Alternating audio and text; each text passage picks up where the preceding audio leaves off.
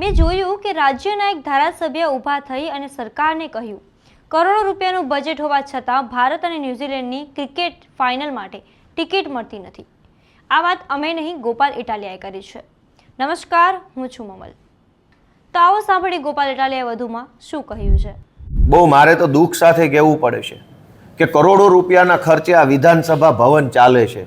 કરોડો રૂપિયાના પગાર, કરોડો રૂપિયાના ખર્ચાઓ એટલા માટે પબ્લિક કરે છે કે પબ્લિકના વિષય ઉપર કોઈ વાત થાય।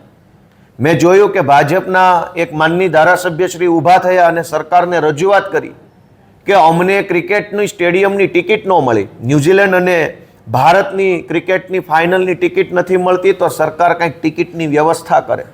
તો સામા પક્ષે સરકારમાંથી મંત્રી, કૃષિ મંત્રી ઊભા થયા અને એમણે આશ્વાસન આપ્યું કે સરકાર આવતી કોઈ પણ ફાઇનલ મેચ હશે તો બધા સભ્યો માટે ટિકિટની વ્યવસ્થા કરશે।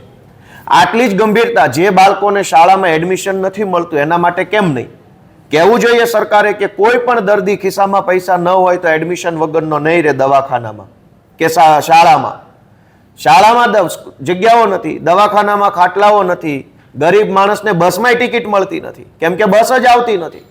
હજારો એવા વિસ્તારો છે કે જ્યાં બસો જ આવતી નથી, કોઈ વાહન આવતા નથી। એ વિષય ઉપર કોઈ ગંભીરતા સરકારની નથી, પણ અવડી મોટી ગુજરાતની વિધાનસભાની અંદર ક્રિકેટની ટિકિટો ધારાસભ્યોને નથી મળતી એ બાબતના મુદ્દા ઉપસ્થિત થાય છે।